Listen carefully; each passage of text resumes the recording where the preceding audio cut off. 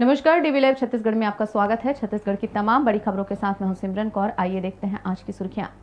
कांग्रेस प्रदेश अध्यक्षों व महासचिवों की दिल्ली में बैठक। स्वास्थ्य मंत्री टीएस सिंहदेव भी टिके हुए हैं दिल्ली में। एसीबी ने रिश्वतखोरी के मामले में की बड़ी कार्रवाई। इंजीनियर, पटवारी, प्राचार्य सहित 4 रंगे हाथ गिरफ्तार। सहकारी बैंक के पूर्व अध्यक्ष देवेंद्र पांडे के विरुद्ध धोखाधड़ी का जुर्म दर्ज। कांग्रेस विधायकों की शिकायत पर पोर्टल संचालक गिरफ्तार। अब खबरें विस्तार से। कांग्रेस कार्य समिति की दिल्ली में आयोजित बैठक छत्तीसगढ़ से प्रदेश अध्यक्ष मोहन मरकाम, प्रभारी महामंत्री चंद्रशेखर शुक्ला व रवि घोष भी दिल्ली गए हैं। यहां के मुख्य नेताओं के दिल्ली में होने को लेकर छत्तीसगढ़ में कुछ अलग ही चर्चा चल रही है। कांग्रेस पार्टी के महासचिवों और प्रदेश कांग्रेस कमेटी के अध्यक्षों की बैठक में कांग्रेस की अध्यक्ष सोनिया गांधी, राहुल गांधी और प्रियंका गांधी सहित कई नेता मौजूद रहे। ये बैठक सदस्यता अभियान, महंगाई के मुद्दे पर शुरू होने वाले जन जागरण अभियान और अगले साल होने वाले विधानसभा चुनावों की तैयारियों पर चर्चा के लिए बुलाई गई है। चूंकि मुख्यमंत्री भूपेश बघेल चुनाव को लेकर यूपी के दौरे पर हैं, वहीं स्वास्थ्य मंत्री टीएस सिंहदेव दिल्ली में डेरा डाले हुए हैं। वहीं प्रमुख कांग्रेस नेता भी दिल्ली पहुंचे हुए हैं। टीएस सिंहदेव को उम्मीद है कि सीएम के मुद्दे पर हाईकमान द्वारा छत्तीसगढ़ के प्रमुख नेताओं से चर्चा की जाएगी। प्रदेश के राजनीतिक हलकों में भी इसी बात की चर्चा जोरों पर है। एंटी करप्शन ब्यूरो ने रिश्वतखोरी के मामले में 4 लोगों को गिरफ्तार किया है। अलग अलग मामलों में शिकायतकर्ताओं द्वारा रिश्वत देते वक्त इन सभी को रंगे हाथ पकड़ा गया। एसीबी के मुताबिक पहला मामला मुख्यमंत्री ग्राम सड़क योजना से जुड़ा हुआ है, जिसके इंजीनियर दीनदयाल जायसवाल को रनिंग बिल को निकालने के लिए 2 लाख रुपए रिश्वत की किश्त 20,000 रुपए देते रंगे हाथ गिरफ्तार किया गया। इसी तरह समयमान वेतनमान का एरियर्स के नाम पर 8,000 रुपए रिश्वत मांग रहे स्कूल के प्राचार्य शिवधर ओझा को एसीबी ने गिरफ्तार किया है। उधर दुर्ग के कंचादुर में जमीन के प्रमाणीकरण के नाम पर पटवारी प्रमोद कुमार श्रीवास्तव 6,000 रुपए रिश्वत मांग रहा था। शिकायत पर कार्रवाई करते हुए पटवारी प्रमोद कुमार श्रीवास्तव और उसके सहयोगी लेखराम निषाद को एसीबी ने गिरफ्तार किया है। 5500 रुपए रिश्वत लेते हुए इन्हें पकड़ा गया है। एसीबी द्वारा एक ही दिन की गई इस तरह की कार्रवाई से प्रदेश भर में एक बार फिर हड़कंप मच गया है।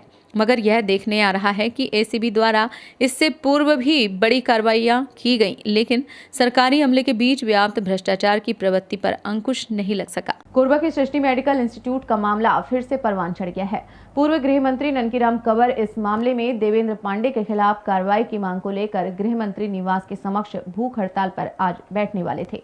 ननकीराम कंवर की इस चेतावनी से प्रशासन में हड़कंप मच गया था। इसी बीच प्रशासनिक अधिकारियों के हस्तक्षेप पर बिलासपुर सहकारी बैंक के पूर्व अध्यक्ष देवेंद्र पांडे के विरुद्ध मुकदमा दर्ज कर लिया गया। कोरबा के रामपुर थाने में देवेंद्र पांडे के खिलाफ नजरी नक्शा में फेरबदल और अन्य आरोप के आधार पर धोखाधड़ी यानी धारा 420 के तहत मुकदमा दर्ज कर लिया गया है। राजधानी रायपुर में पुलिस ने एक वेब पोर्टल संचालक और उस पोर्टल के संपादक को गिरफ्तार किया है। मामला पोर्टल में कांग्रेस विधायकों के स्टिंग ऑपरेशन की खबर प्रकाशित करने से जुड़ा हुआ है। 2 दिन पहले ही सिविल लाइन थाने पहुंचकर विधायक बृहस्पति सिंह और कुलदीप जुनेजा समेत कुछ कांग्रेस नेताओं ने पोर्टल संचालकों के खिलाफ शिकायत की थी।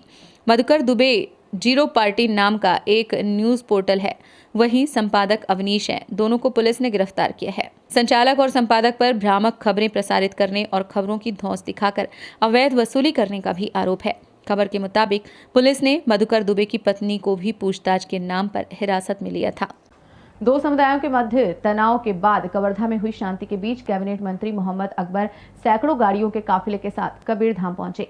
इस दौरान जिले में उनका जगह जगह स्वागत हुआ। वहीं कुछ स्थानों पर हिंदू संगठनों द्वारा उनका विरोध भी किया गया। पूरे प्रदेश में कवर्धा ऐसा पहला विधानसभा बन गया है जहां की विधायक द्वारा अपने स्वेच्छानुदान मद से बेवा महिलाओं के लिए सीधे तौर पर आर्थिक मदद पहुंचाई जा रही है।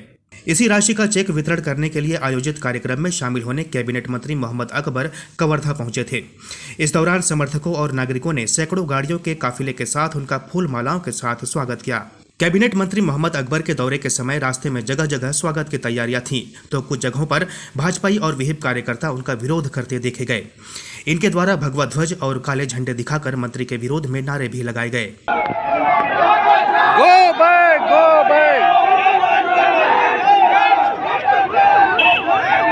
मीडिया से चर्चा के दौरान मोहम्मद अकबर ने विरोध प्रदर्शन के सवाल पर कहा कि विरोध करना कोई बड़ी बात नहीं है। प्रजातंत्र में सभी को अपनी बात कहने का अधिकार है। विरोध करने वाले विरोध करते हैं तो उसको भी कोई बहुत बड़ी बात नहीं है। अपना अपना प्रजातांत्रिक व्यवस्था है, सबको अपनी बात रखने का, अपना पक्ष रखने का अवसर मिलना चाहिए। गौरतलब है कि शांति का टापू कहे जाने वाले कवर्धा में झंडे को लेकर दो समुदाय के बीच घमासान हो गया था। इससे उपजे तनाव के चलते यहां काफी दिनों तक कर्फ्यू लगाया गया। माहौल शांत होने के बाद मंत्री अकबर ने यहां पहुंचकर कार्यक्रमों में हिस्सा लिया और लोगों से मुलाकात की। कोल इंडिया की अनुषंगी कंपनी नार्दर्न कोल फील्ड्स लिमिटेड एवं महानदी कोल फील्ड्स लिमिटेड के अध्यक्ष सह प्रबंध निदेशक प्रभात कुमार सिन्हा को जियो माइंड टेक भुवनेश्वर द्वारा उत्कृष्ट कारपोरेट प्रबंधन एवं नवाचार के लिए सर्वश्रेष्ठ सीईओ पुरस्कार 2020-21 से सम्मानित किया गया है। पीके सिन्हा का खनन क्षेत्र में करीब 38 वर्षों का अनुभव है। वे एक कुशल खनन इंजीनियर होने के साथ उत्कृष्ट प्रबंधनीय कौशल भी रखते हैं। सीएमडी सिन्हा के निर्देशन में एनसीएल एवं एमसीएल ने उत्पादन, प्रेषण, उत्पादकता तथा अन्य सभी महत्वपूर्ण मानकों में अभूतपूर्व ऊंचाइयां प्राप्त की हैं। पीके सिन्हा की स्कूली शिक्षा कोरबा में हुई है। वे बचपन से ही मेधावी छात्र रहे हैं। इनके पिता स्वर्गीय BNP Sinha WCL SCCL Korba में जनसंपर्क अधिकारी के पद पर पदस्थ थे।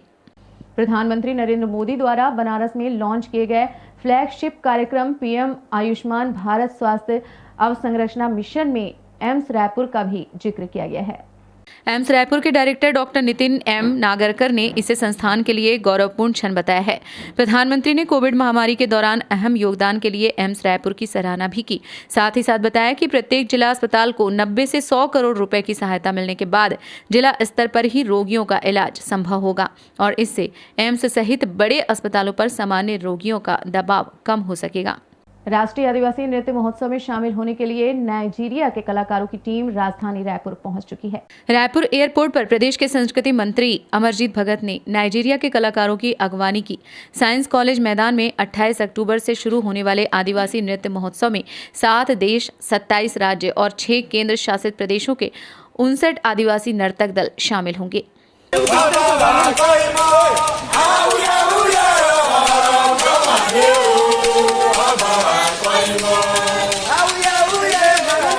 दुर्ग जिले में एक पीड़ित परिवार को 10 लाख रुपए का मुआवजा देने की घोषणा के बाद मात्र 1 लाख रुपए देने का मामला तूल पकड़ता जा रहा है।